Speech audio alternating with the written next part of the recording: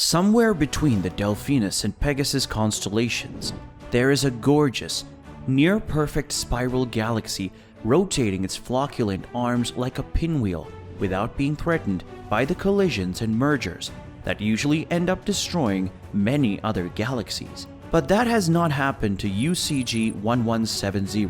That galaxy is proud of its pristine wheel-like motion and is a beauty to behold. At the heart of its amazing cosmic Catherine wheel lies its main attraction. This mysterious menagerie of massive proportion is a monster of its own kind in the entire universe. A supermassive black hole, an entity that has baffled scientists more the further they have peered into our universe's past. Long before the universe celebrated its first billionth birthday, it was already home to many of the colossal creatures of chaos and charm of inescapable proportions called black holes. How did they appear so early? What is inside them? And how do they get so darn big? Given what we know about black hole formation and growth, the presence and size of these behemoths have been extremely challenging to explain. Until now. Welcome to the Space Telescope, and let's find out how scientists figured out one of the biggest mysteries of the universe, the supermassive black holes.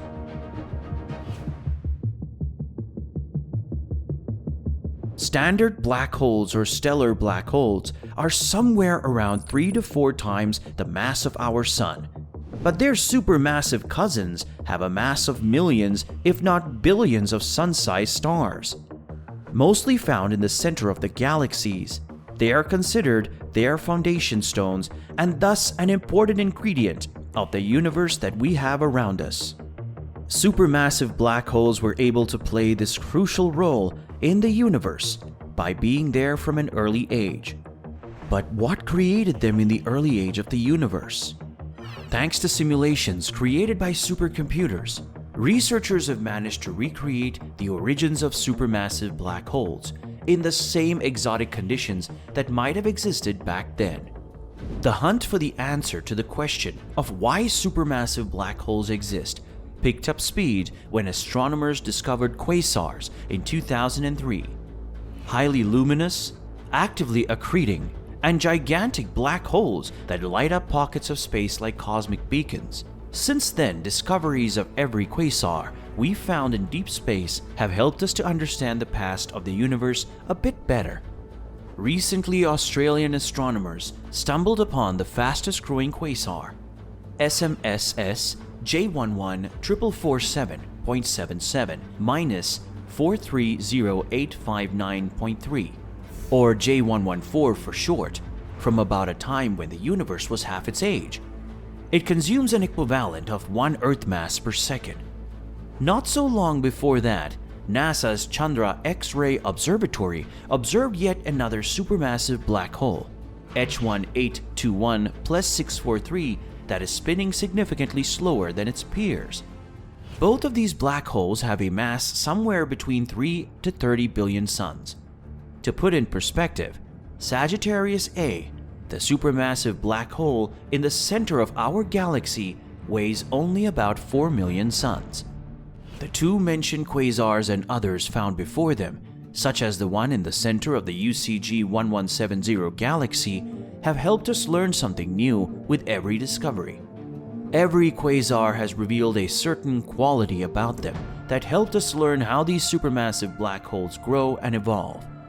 For example, the relatively slow spin of H1821 plus 643 has explained that most massive black holes undergo most of their growth by merging with other black holes, or by gas being pulled inwards in random directions when their larger disks are disrupted.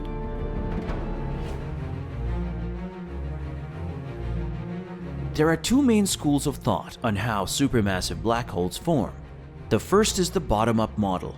A single massive star dies, usually leaving behind a black hole up to around 100 times the mass of the Sun.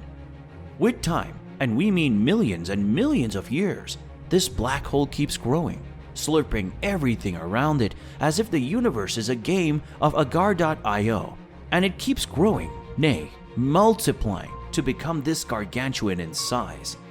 The other option would have been if the early stars could have been the ultimate chonkers of mass up to 100,000 times the mass of the Sun. These stars would have lived a really short cosmic life of 250,000 years, and then they would have collapsed to form these enormous black holes. These ultra-chonker stars are what the current universe is lacking. Today we do not have any known stars of such monstrous mass around anymore. Astronomers also have not figured out what and how they must have formed, but simulations have been helpful to imagine this scenario. These simulations have shown that in the early universe, that when conditions were rather different from today, there is a possibility that such stars could have formed at the junctions of rare but powerful streams of dense turbulent cold gas. Currently, cosmologists believe that only truly exotic conditions such as backgrounds of strong ultraviolet radiation or supersonic flows between gas and dark matter could have sparked the formation of supermassive stars. But mysteriously, none of the quasars that astronomers have found have an environment resembling that theory. But given what researchers understand about the supermassive black holes and the early ages of the universe, combining the two pieces of knowledge, the simulations were able to deduce that the turbulence generated by the intersecting streams prevents the formation of the normal stars. By recreating an important part of the history of the universe called the cosmic dawn, we were able to use the knowledge about supermassive black holes to create a window into the past. This showed us that eventually, the cloud in the simulation grew so massive that it collapsed catastrophically into two gigantic stars, clocking in at 31,000 and 40,000 times the mass of the Sun. The simulations proved that if gas from the streams would have continued feeding the primordial clouds that formed the quasars, it would have conveniently created the first black holes that were billions of times the mass of the Sun. This would have happened just after the end of cosmic dawn, when the first stars were formed, only in a matter of a few 100,000,000 years. This simple, beautiful result not only explains the origin of the first quasars, but also why there were so many of them at early times.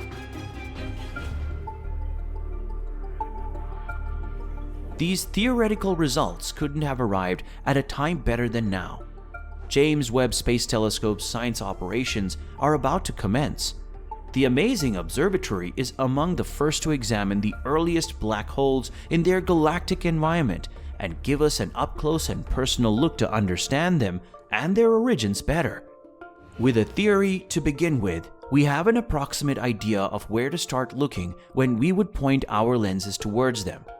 Moreover, this theory doesn't ask us to look beyond our current knowledge of physics and provide an answer within a capable understanding of the universe. This novel scenario where cold gas streams collide to produce monster-sized stars that can quickly form black holes up to tens of thousands of solar masses will soon be put to the ultimate test. Would we be able to verify the findings and put the mystery of the supermassive black holes to rest once and for all? Tell us in the comments, what do you think? As always, thanks for watching Space Telescope. Remember to like and subscribe if you enjoyed our content. Make sure to ring the bell for more amazing videos.